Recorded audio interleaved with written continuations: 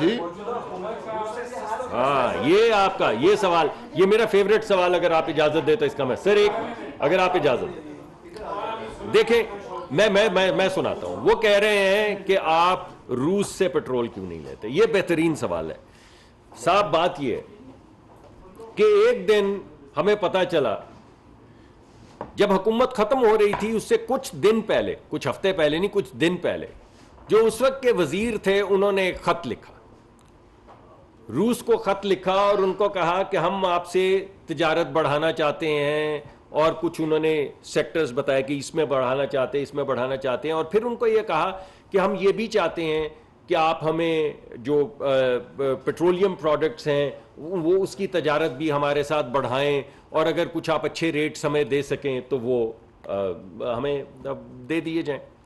بہت اچھی بات تھی جی.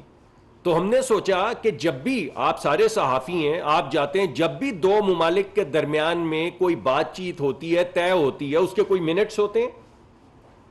ایک ایم او یو ہوتا ہے نان بائنڈنگ. جب کانٹریکٹ تیار نہیں ہوتا تو وزیر اعظم کی سطح پہ یا وزیر توانائی کی سطح پہ جب دو ممالک میں گفتگو ہوتی ہے سستا تیل خریدنے کی، تو اس کا ایک non binding M O U ہوتا ہے کہ ہم نے اگری کیا. بائنڈنگ نہیں ہے یہ کسی پہ کوئی کانٹریکٹ نہیں ہے کہ آپ نے یہ اب دینا ہی دینا ہے، مگر ہم نے نان بائنڈنگ ایک کاغذ لکھ دیا، سفید کاغذ پہ دو لوگوں نے سائن کر دیے کہ یہ بائنڈنگ نہیں ہے لیکن ہم سستا تیل آپ کو دیں گے. اور ہم نے کہا ہم سستا تیل. کوئی non binding M O U نہیں ہے، کوئی منٹس موجود نہیں ہے، کوئی کانٹریکٹ بائی لیٹرل اگریمنٹ موجود نہیں ہے.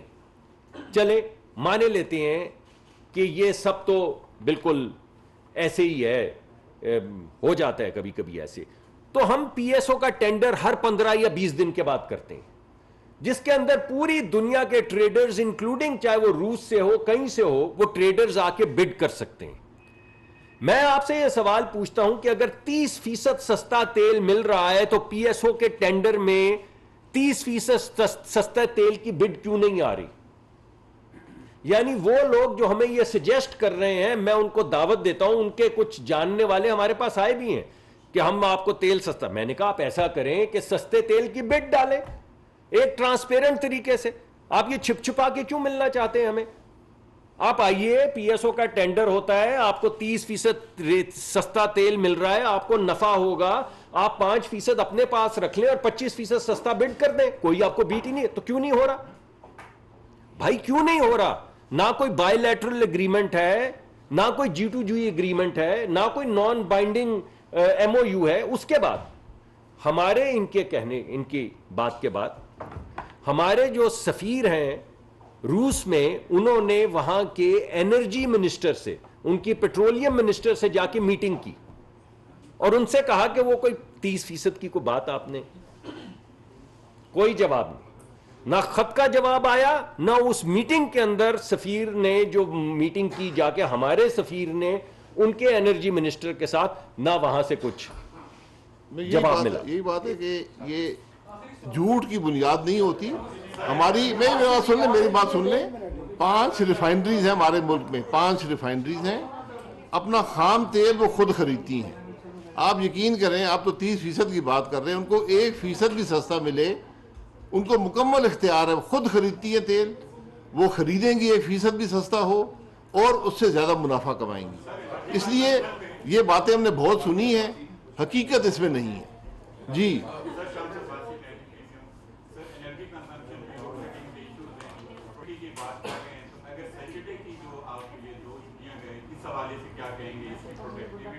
یہ وزیر اعظم صاحب نے فیصلہ کیا تھا کہ ملک میں کام زیادہ کرنے کی ضرورت ہے، تو 6 دن بھی ہمیں کام کرنا چاہیے. یہ اب وہ ریویو اس کو کریں گے، اس کو دیکھتے ہیں اس سے کیا فائدے حاصل ہوتے ہیں. ایک طرف کام ہے، ایک طرف کچھ خرچے میں کمی آئے گی، اس کو بیلنس کرنا پڑے گا.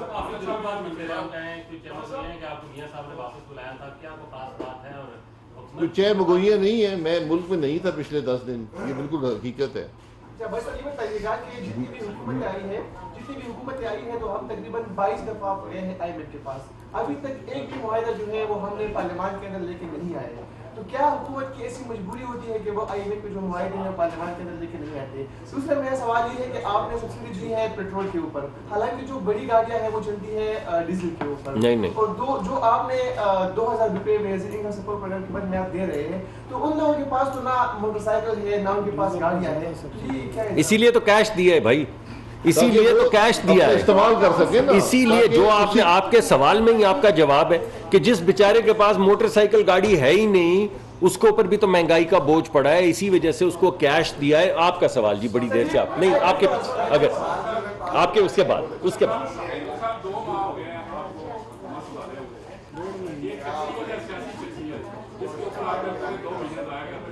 اور 2 مہینے میں آپ کی جو بارکت ہوئی ہے ایک بھی عوام کو ریلیف نہیں دیا گیا۔ دوسرا آپ کی گفتگو سے لگتا ہے کہ آپ بہت بولے تھے، آپ کو اندازہ نہیں تھا کہ عمران خان کیا کر کے گیا ہے اور آپ نے جلد بازی میں گورنمنٹ لے نہیں، بالکل نہیں، قطعاً ایسی بات نہیں۔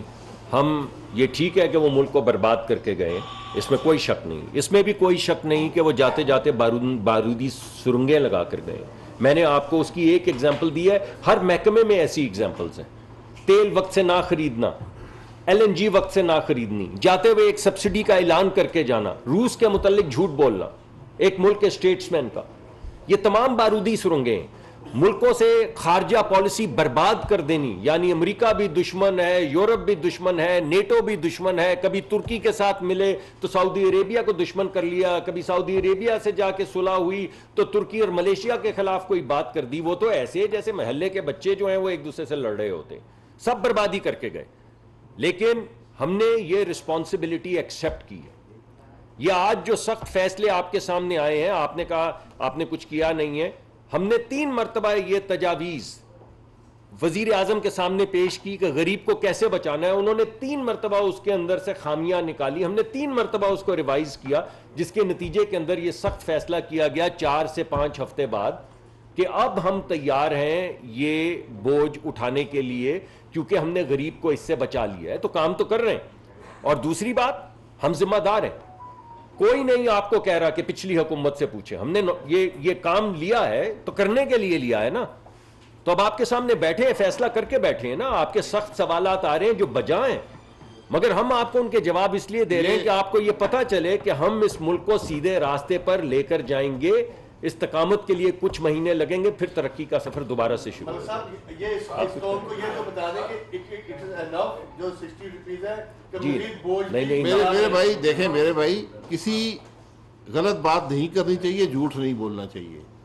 تیل کی قیمت خرید سے کم تیل بیچنا ممکن نہیں ہے، قیمت کم ہوگی اوپر ہوگی اس کے مطابق ایڈجسٹمنٹ کی جاتی ہے۔ ماضی میں آپ کے پاس ٹیکس کا نظام تھا جس کو کم زیادہ کر کے آپ قیمت کا استحکام دیتے تھے، آج وہ ختم ہو گیا ہے۔ آج حکومت کی کوئی آمدن بھی پیٹرول اور ڈیزل سے نہیں ہے جس کو آپ کم زیادہ کر کے استحکام دے سکیں۔